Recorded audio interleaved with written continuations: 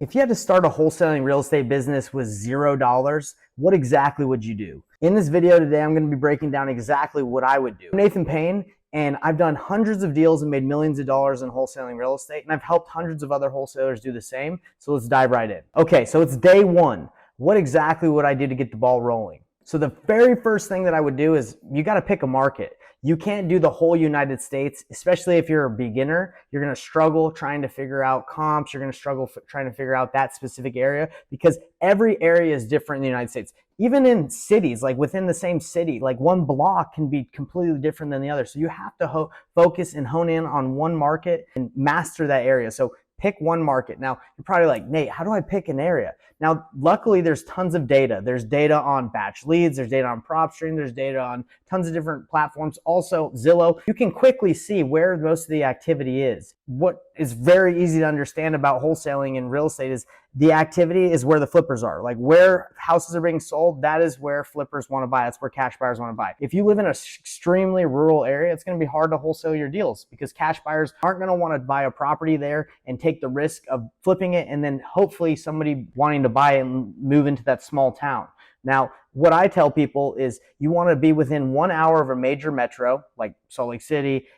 I say Salt Lake City because that's where I'm from, but Salt Lake City, Atlanta, Dallas, Fort Worth, Austin, doesn't matter. If it's a major metro and it has a population over 1 million people, if it's within an hour of that major metro, you're in good shape because there's a population that sustains the flipping and the flippers that want to flip there. So that's what I would do. Pick one area. Now, if you're lucky enough to live in a major metro, great. And if you're not, then you can pick anywhere. Now, you don't even have to actually flip and wholesale where you live. I actually live in Canada, so I can flip anywhere from my laptop, and that's the beautiful thing about wholesaling real estate. But anyway, you want to pick one area, one market, master it. That's the first thing I would do. Now, additional to day one, this is what I would do. I would apply for 0% interest credit cards. Now, if you've never had a credit card, you obviously need to build up credit because credit's important. But all you have to do is type in on Google 0% interest credit cards. And you get a credit card, you can apply for the top 3. There's tons of sites that are going to give you options and apply for credit cards. And you're going to be able to get maybe $5,000, $10,000, $15,000 of 0% interest credit cards, right? That's balances that you can use where you don't have to pay any interest on them for 18 months, 24 months. And so I would apply for that because for me, I would want to use not my money, but other people's money. And I would want to bet on myself with those credit cards saying, hey, I have 18 months to pay this completely off. I'm giving myself 18 months. And in that meantime, if I spend $5,000, my minimum payment is going to be like $50 or $100 a month, which I can float, right? And if you can't float that, then go work at McDonald's or something, which no hate on McDonald's, but I'm just saying you need to get a little bit of cash. But if you want to get in this with no money, I would leverage credit cards and be able to cover the minimum payments on them. That's what I did when I first started is I tried to generate leads all on my own. I was cold calling, door knocking, not spending any money. And eventually I was like, look, I need to get some more leads coming in. So I got a 0% interest credit card. I got $10,000 on it. I started generating leads. I started buying leads. And then I got my first deal. It was like a $40,000 deal on those credit cards. Paid off their credit card, and then I have to worry about it. Obviously, the con is the pros is you get money. The con is you don't make money, and you got to pay off that $10,000. Well, look, if it's been 16 months and 18 months is when the interest starts, you did your best, and don't give up, but you're going to have to pay off that card. You're giving yourself time. So that's exactly what I would do. The next thing after picking my market, I would get a 0% interest credit card. So the next thing I would do after I apply for my 0% interest credit card is I would set aside that money that I'm going to get to market. And we're going to be diving into exactly what marketing to do in the next step, but that's what I would do. What is extremely important in this business, not only with generating leads, but converting leads and having a great sales process. Now, if I had to start all over again tomorrow, I would still have the same sales process and I would do well. But if you don't have a sales process, what I would do if you had to start from zero is I would go to the library, it doesn't cost you any money, and I would check out some self-help books. Really, any self-help book is good. I think the best self-help books are the scriptures like the Bible, other holy scriptures. Those scriptures are going to teach you to be a good person. It's going to teach you to be honest and transparent and loving. One of my favorite quotes is, if I were to teach someone to be a good salesman, I would first teach them to be a good man or woman. So I think in order to really do well in this business, you need to just be a good person. You need to love others, because the thing is, when you're talking to someone in this situation of wholesaling, where you can wholesale their property and they're going through a tough time, you want to genuinely help them. You don't want to just take their property and lowball them and make a big check just because you can. You want to help them solve their problems, and that's our goal. So I think if you are starting off with day zero, I would definitely dive into self-help. I would dive into mindset and being grateful, keeping a gratitude journal. I do those things, but if I just start over again tomorrow, I would start reading. The Slight Edge is a really good book I like. There's a lot of different books by Stephen Covey, like The 7 Habits of Highly Effective People. There's a ton of other ones I read every day. And reading is extremely important, because by reading, you become, right? You become what you read. So I would definitely get into that. And I recommend, if you're not reading and if you're not trying to improve yourself, that you should, because it's going to translate to you having a better character, loving others, and helping others succeed more as you try to level up yourself. Now, as I'm diving into those things, I would start looking at different YouTube channels on sales, practicing actually the sales process. Now, my YouTube channel has tons of different ways to approach a seller and learn how to qualify and have that conversation. There's a lot of different ones. I learned a lot from Stephen Covey, like Franklin Covey, that group, on how to have sales conversations. John Martinez did a lot. He was a little back in the day, but I would learn how to have the right conversation. And there's different ways to have conversation with sellers and to qualify them. A lot of people, they just go in, they make a lowball offer. That's not how I teach it, and that's not what I do. I go in there with, like as a consultant, I go in there with options and let them know, like, hey, have you thought about listing it? You should do that. It's probably gonna make you more money. Have you thought about keeping it? You should keep it. Have you thought about flipping it yourself? You're gonna make more money. I give people their options, and then they let me know if they want to go with those. And if they do, it's a win-win. I help them succeed and I help them get what they want. But if they're like, no, I don't have money to flip it. No, I don't want to keep it. No, I don't want to list it. I don't want to deal with that. Then I'm like, okay, I'm a perfect option for you. So that's how I approach the sales process. And it goes a lot more in depth than that. And I have a bunch of different videos on it. And that's exactly what I would start studying, along with what I've told you previously in day one, is start getting into practicing the sales process and learning how to have conversations that are open and honest. Now, obviously, getting leads is key, so you can talk to motivated sellers, but I'm going to break that down in a second. If you want someone to walk you through this process step by step on how to get started, that's exactly what we do in our Painless Flipping Apprenticeship, where we work with people hands-on. If you're interested, just go check out the link below. So now that I got my foundation set up on my first day starting over, this is exactly what I would do to start generating leads without using any of my own money. Now, in the past, when I first got started wholesaling, what I did, like I told you previously, is I knocked doors, I cold called, and I just did a lot of the manual labor where I was going out and prospecting myself, which is what you read online. It's what you hear about. Now, that's not bad, and you can do that, but I personally think that's too time consuming, and I can use my time and leverage my time and the time of others better. So if I had to start over again, I would not do that. It took me 3 months of cold calling nonstop to get my first deal for $5K a couple years ago, well, many years ago, but still, I would not do that now, because there's faster ways to do it. Now, like I explained in the previous step, I would get a 0% interest credit card, because I would rather pay for a lead that is interested and has raised their hand than get on a dialer and cold call for hours trying to find that one person. When I could just use my time, instead of cold calling, I could go get a job, I could go mow some lawns, I could go do something else to get money, so I could put that and reinvest it into paying for leads. Now, back in the day when I first started, there wasn't a lot of pay-per-lead companies that you could pay for a lead and they would give you someone who was interested in selling.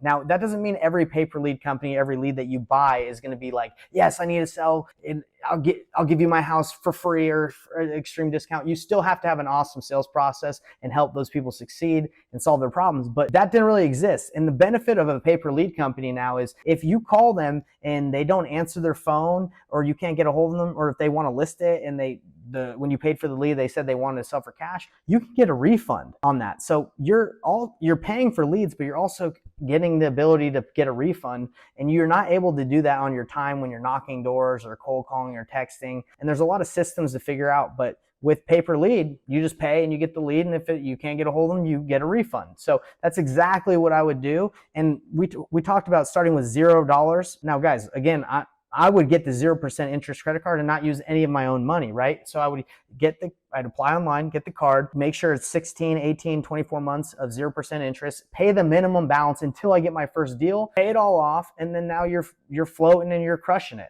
And another really cool thing about 0% interest credit cards is in 18 months or 24 months, when you have to pay that full balance or the interest starts, you can get another 0% interest credit card and do a balance transfer and buy yourself some more time to get a deal and pay it off. Really, there is no con other than having to apply for some credit cards. So that's what I would do, is pay per lead, get a 0% interest credit card, and get rocking and rolling. Now, if I'm not super confident in my sales process because I started the self-help, reading the books, and I still don't know how to have that conversation, there's so many wholesalers out there that would partner with you if you say, hey, I have a qualified lead, I'm paying for leads, I'm qualifying them, I'm making sure that they're interested in selling. Can you help me close these? Because when I first started, there were so many leads that I could have gotten deals with. I just didn't have the right process, I didn't have the experience, and those leads just didn't turn into deals. But now with my experience, I would be able to go back and close those. So if I had to start all over again, I would go get someone that could help me. And that's exactly what we do in our Painless Flipping Apprenticeship. We tell you exactly where to go spend your money. We coach you through the process, and we help you close the lead in case you don't know how to do it, or we tell you exactly what to do and you do it yourself. So if you're interested in that, check out the link below. So if you're just starting, you're probably wondering, should I work with real estate agents? Should I do deals on the MLS? Should I go get a buyer first and reverse wholesale? Should I go JV another wholesaler's deal? Let me tell you exactly what I would do. So to cover agents, I would not do real estate deals with agents. I would not wholesale with agents because I think you need a little bit more experience. And I think it's a little slower to work with agents because they know what wholesalers are doing like 99% of the time. And if you go in there and you're like, hey, you make a lowball offer, you do not know if you have a buyer in line and your process is kind of wonky, it's not going to work out, and it's a waste of time. And I don't think it's that ethical to work on the MLS and tell like, hey, I can buy this house when you don't know. So I wouldn't do real estate agents. I'm not a big fan of that process. I've done deals on the MLS and it's okay, but it's not something I would recommend if I was just starting. That's not what I would do. Now, when it comes to reverse wholesaling, I personally have taught reverse wholesaling in the past, and although it is good, I do not think it's the best way to go. Reverse wholesaling is when you go get a buyer first and then you go look for deals for that buyer. And the problem with that is if you're going prospecting or if you're paying for leads, and you're going to get leads that are within the vicinity of where the buyer wants, but sometimes you'll finally negotiate that deal, you'll find it, and that buyer that you spent all that time working with is like, oh, I don't buy on that street, or, oh, I'm not really interested in that specific bedroom count. So I think it could be a complete waste of time, and most of the time is. If you try to find buyers first and then you find a deal for them, whether you're prospecting or you're trying to go look for it, I think it can be a waste of time. I think what you should do is what I explained earlier, is pay per lead, and you should go and find a deal. And then I would use the data that you can find on many different platforms to find buyers that are buying specifically in that vicinity, in that area. And also Facebook is extremely easy to find cash buyers if you're in a major metro. So reverse wholesaling, a lot of people think painless flipping is reverse wholesaling. It's not. We do not start with a buyer and then go find a deal. We find deals and then we know what buyers are buying in the area, and we get their offers before we even have it under contract half of the time. So that's completely different than what we do. I don't advise reverse wholesaling. Even if you're brand new, I don't think it's the best use of your time, because a lot of times you'll call buyers and buyers will be like, why are you talking to me? You don't have a deal. And then you're going to be like, well, what's your buy criteria? And they're going to say, look, like, I've talked to hundreds of wholesalers and I never hear from them again. They're going to think it's a waste of time, because it is a waste of time. You're going to do all this work and you're probably not even going to end up working with that buyer. Start finding deals first, and then use the painless flip, the pre-flip method to find a buyer. That's what I would do. Now, when it comes to JVing, would I do that? I think JVing is probably the best out of the three we've talked about, of agents, reverse wholesaling, and JVing. I think JVing is good because there's already an opportunity. The only issue with JVing is a lot of wholesalers that have experience are like, they don't want new investors to touch their deals. Now, I have experience, so if I went to a wholesaler and said, hey, look, I have a buyer that I think would be interested in your property, I would most likely be able to get that wholesaler to give me that information. And I like JVing. I think it's great. But if you're brand new, it is difficult to reach out to wholesalers and have them give you all the information you need, because sometimes you need to know their price, that they have it. You need to be able to negotiate your fee in there. And it can get a little bit difficult to do it without experience. And I know, because I used to specifically focus on teaching JVing to people. And it's a difficult model to understand if you're brand new. So again, where I would start is with the leads, go focus on getting leads. And then once you have a qualified conversation, take it all the way, partner with someone, work with me, and then we will help you find the buyer and get the deal done. So what's changed in the game since I first started, and why would I go pay per lead route versus prospecting like I did when I first started to get my first deal of knocking doors or cold calling or texting. What's changed? In the past, pay-per-lead did not exist. It was not available where you could go and get leads of people that were raising their hand saying, yes, I want to sell. So you had to go out and grind. You had to go get a list and list stack. Now, if you don't have any money, I'm talking like you can't even apply for a credit card. Your credit's that bad that you can't even get like $1,000 balance. You can't get anything. Then this is what you would do. I would list stack this list. Out-of-state absentee owner, vacant property. So they own a house. They're in a different state, but they own a house, typically a rental. It's vacant and they have high equity. I would get that list. Usually in a big major metro, that list, you can narrow it down to like 200 people. I would call through that list on my cell phone, hand dial and text, and I would talk to those people. They are more likely to want to sell than if you pull the whole absentee owner in Salt Lake City and try to get a deal that way, because you're going to have to call through so many people. So I would go very, very niche. And you can do that with literally no money. You obviously need a cell phone. So if you don't have a cell phone in this business or you can't afford a payment for a cell phone, get Google Voice. It's free. But that's what I would do if you couldn't get a credit card. Now, instead of doing that and prospecting and trying to list stack and do all that yourself, if that was your main source of getting leads and doing it, I would go back. If I had to go back and do it again, I would just get a job. I would just go get a job that pays enough where I could set aside $500 to $1,000 a month to invest into marketing to generate leads. That's what I would do. I wouldn't even mess around with prospecting. It's just so time consuming. You're going to use your time better if you just get a job and reinvest the money you make. So basically, if I had to break it down, and I'm going to give you guys a recap, I would not waste my time trying to generate leads on my own. I would go ahead and leverage credit, and I would leverage other wholesalers that have experience to help me close deals. That's exactly what I do if I was starting out. And for me, since I have that experience, I'm just going to get a 0% interest credit card and then put the pay-per-lead marketing budget on there, and I'm going to close deals with my cell phone and on my laptop. That's pretty much it. Cool. So this business in a nutshell, if you had to start over, is not that difficult if you just got to know exactly what you need to do. Pick a market, get leads, and then work on yourself, be a better person, and be consistent and get leads and qualify them and close them and partner with people that can help you. So if I had to start over, I would do exactly what I tell people in my apprenticeship to do. And if you're interested in that, check out the link below. By the way, if you want to learn how I made $86,000 on one deal, check out this video on the screen next.